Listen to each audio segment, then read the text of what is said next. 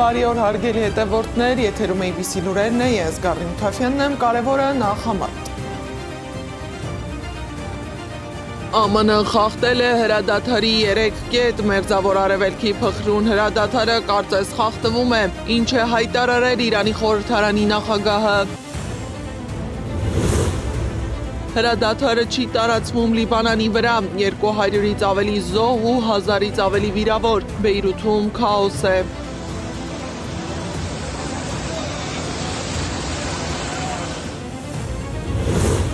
Քուվեյթի օդային տարածքը փակ կմնա, երկրի ավիացիայի ղեկավարությունը հայտարարություն է տարածել։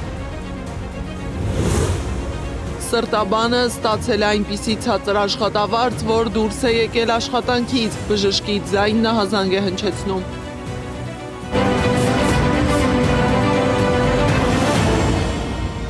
Հրադադարը չի տարածվում Լիբանանի վրա, երկրում քաոս է, Լիբանանի վրա Իսրայելի հարձակումների պատճառով զոհվել է 254 մարդ, կա 1165 վիրավոր, երկրում սուգ են հայտարարել։ Լիբանանում դեռևս շարունակվում են քաղաքացիներին փլատակների տակից դուրս բերելու աշխատանքները, ընդ որում ԱՄՆ փոխնախագահ Վենսը նախորդին երեկոյան հայտարարել է, որ Վաշինգտոնը պատրաստ է բարեխիղճ բանակցությունների դեպքում ճշգրտել ուրանի հարստացումից հրաժարվելու վերաբերյալ Իրանի նկատմամբ իր պահանջները, սակայն Լիբանանի հարցում թյուրիմացություն է տեղի ունեցել, քանի որ նահանգները ոչինչ չեն խոստացել։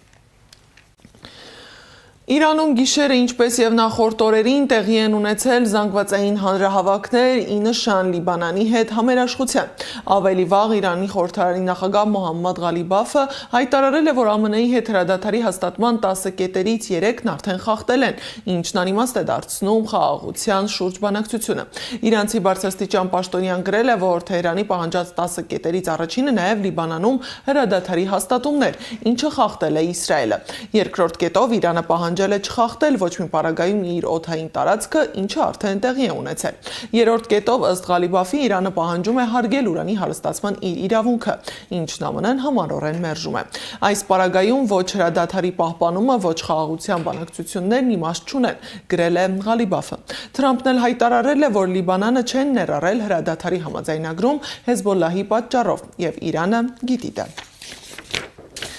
Իրանի նախագահ Մասուդ Փեզեշքյանը եւս հայտարարել է, որ Մերձավոր Արևելքում հակամարտության դադարի համար Իրանի պայմաններից մեկն այն է, որ Լիբանանում լիակատար հրադադար հաստատվի։ 3 լրագրող է զոհվել Իսրայելի հարվածների պատճառով, լիբանանցի ռադիոհաղորդավար Ղադա Դայեհը, Ալ-Մանարի լրագրող Սյուզան Խալիլը եւ Ալ Ջազիրայի լրագրող Մոհամմեդ Վիշահը։ Մեքենան, որում գտնվում էր լրագրողն, այրվել է իսրայելական անօթաչուի հարձակման պատճառով։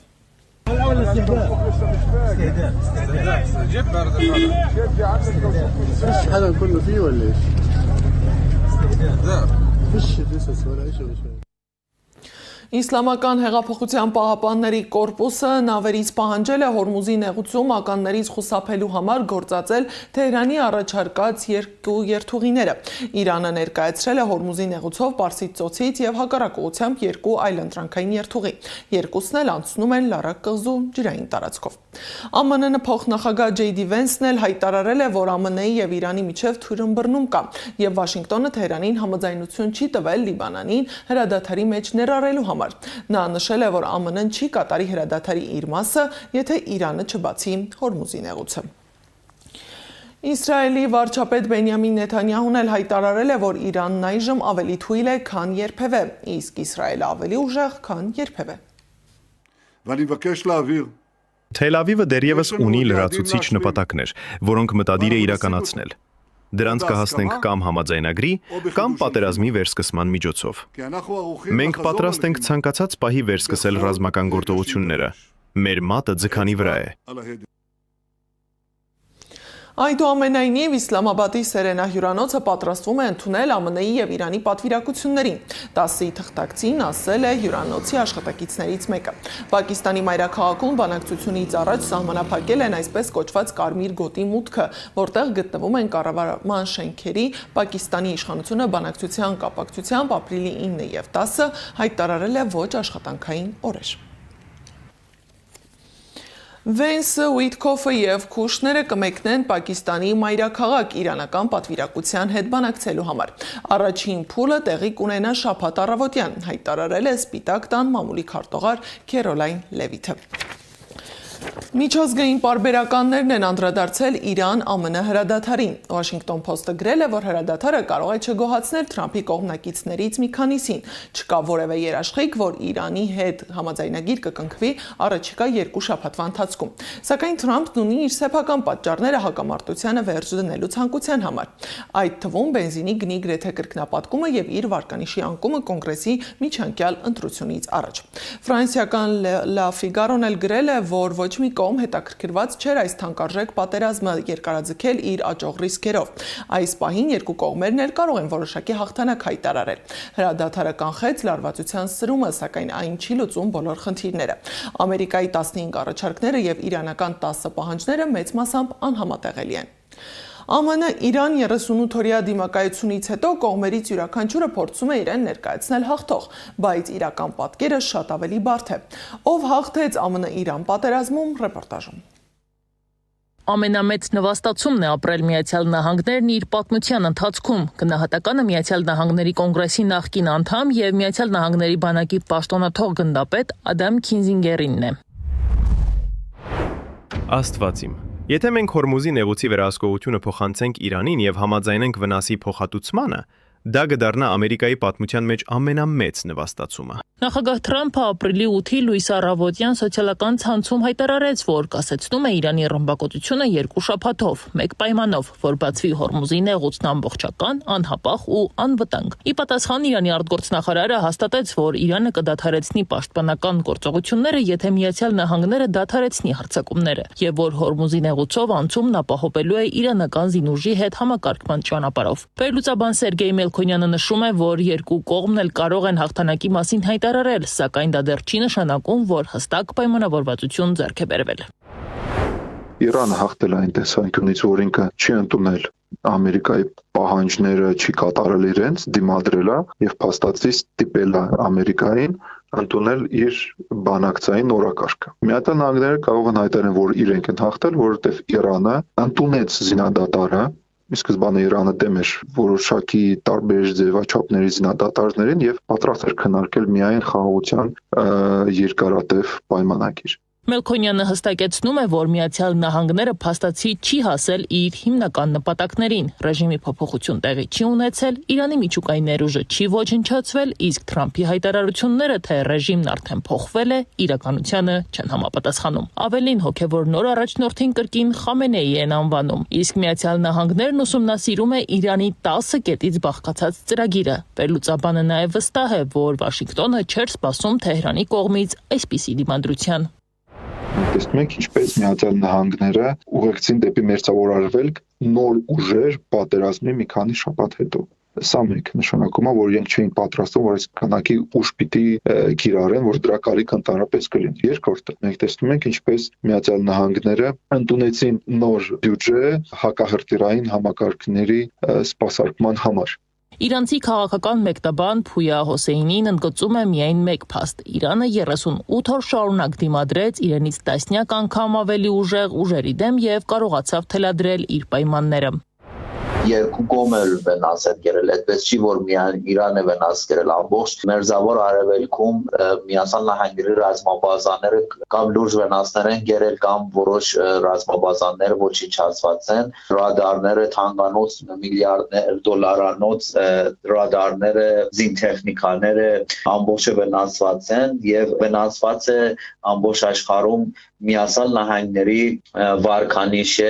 Հուսեյնին ընդգծում է, որ Միացյալ Նահանգներն ի վերջո ստիպված եղավ ընդունել Իրանի առաջ քաշած 10 կետերը որպես բանակցությունների հիմք, քանի որ այլ ռազմավարությունն ավելի կործանարար կլիներ ոչ միայն տարածաշրջանի, այլ նաև համաշխարհային էներգետիկ շուկայի համար։ Միացյալ Նահանգները վերջին օրերս Թրամփը սպառնում էր Իրանին, որ Իրանի ենթակառույցները ոչնչացնի, սա ցույց է տալիս, որ արդեն սպառնել են իրենց ռազմական թիրախները, այդեն չեն կարա Իրան գիտեն, որ չեն կարա ռազմական լուրջ վնասներ տան եւ Իրանը շարունակում է հակահարվածներ Միացյալ Նահանգների ռազմաբազաների Բանակցային սեղանի շուրջ կան բազմաթիվ հանգուցային կետեր, որոնք հեշտությամբ չեն լուծվի։ Հորմուզի նեղուցի նոր կարգավիճակը, Իրանի ուրանի հարստացման իրավունքի ճանաչումը, Լիբանանի եւ Իրաքի հարցերի ներառումը, ինչպես նաեւ Իսրայելի գործոնը։ Վերջինս բանակցային գործընթացի մաս չէ, բայց շարունակում է հարվածել Լիբանանի ուղղությամբ, ըստ էության խախտելով հրադադարի պայմանավորվածությունը։ Քուվեյթի օդային տարածքը, որը փակվել էր փետրվարի 28-ին, չի բացվի առնվազն եւս 12 ժամ։ Քուվեյթի ավիացիոն իշխանությունը երկարաձգել է թռիչքների արգելքը եւս 12 ժամով։ ԱՄՆ-ի եւ Իրանի հրադադարից հետո Իրաքը, Սիրիան եւ Բահրեյնը բացել են իրենց օդային տարածքը։ Բահրեյնը պատրաստ է ընդունել օդանավեր եւ թույլատրել տարանցումը նախնական համաձայնությունից հետո։ Մասնակի սահմանափակումներ են մնում Քաթարի եւ Արաբական Միացյալ Էմիրությունների օդային տարածքում։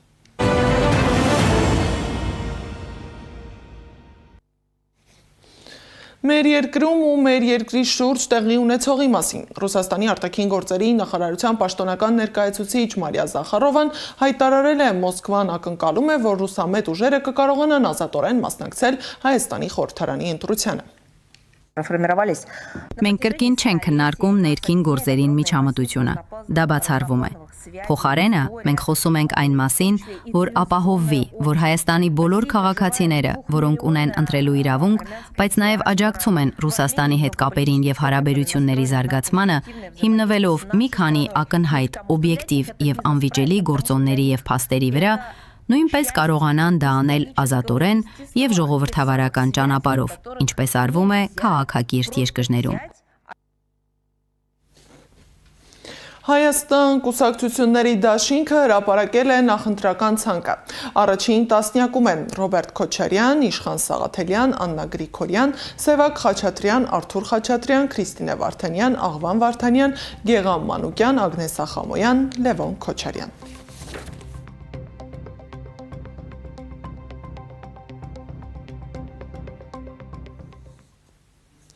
Ուժեղ Հայաստան կուսակցությունը եւս հրապարակել է նախընտրական ցուցակը։ Առաջին 10 տեղում են Նարեկ Կարապետյան, Արամ Վարդևանյան, Գոհար Մելոյան, Դավիթ Ղազինյան, Ռուբեն Մխիթարյան, Արեգա Հովսեփյան, Մամիկոն Ասլանյան, Հայկ Ֆարմանյան, Մարիաննա Ղահրամանյան, Հայկ Սոքյասյան։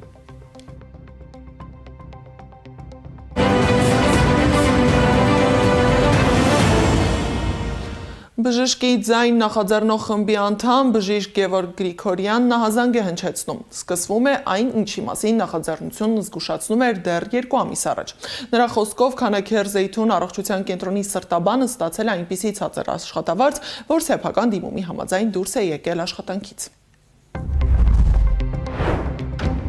Առողջապահության նախարարությանը պետք չեն արժանապատվություն եւ սեփական անձի ու մասնագիտության նկատմամբ հարգանք ունեցող բուժաշխատողներ։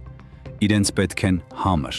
իրենցից վախեցող եւ աշխատանքի մնալու համար ցանկացած նվաստացուցիչ պայմաններին պատրաստ կատարողներ, որոնք կլինեն եւ օպերատոր, եւ բժիշկ, եւ բուժքույր, եւ մայրապետ, ու այդ ամենի հաշվին իրենք կհավաքեն ռեյտինգ ու ժողովրդի քվե։ Սա է իրականությունը, որը պետք է հասկանան վախեցած եւ անընդհատ սպասող բուժաշխատողները։ Դավիթ Մինասյանի նկատմամբ կիրառված խափանման միջոցի համաչափության եւ պիտանիության հարցի վերաբերյալ մի քանի հասարակական կազմակերպություններ հայտարարությամբ դիմել են դատարան։ Շեշտել են, որ Դավիթ Մինասյանն ունի առողջական խնդիրներ, այդ թվում ազատազրկման հետ անհամատեղելի, ինչը պարտադիր է դարձնում խափանման միջոց կալանքը կրելուն խոչընդոտող ծանր հիվանդությունների ցանկում ընդգրկված լինելու գնահատումն ու այդ հիմքով խափանման միջոց կալանքի վերացումը։ Այս ժամի համար նախատեսել էինք այսքանը, շարունակեք հետևել մեզ YouTube-ում, Facebook-ում, Telegram-ում, WhatsApp-ում, Instagram-ում, TikTok-ում կամ այցելեք մեր պաշտոնական կայք www.abcmedia.am։ Լուրերի հաջորդ թողարկումը ժամը 15-ին։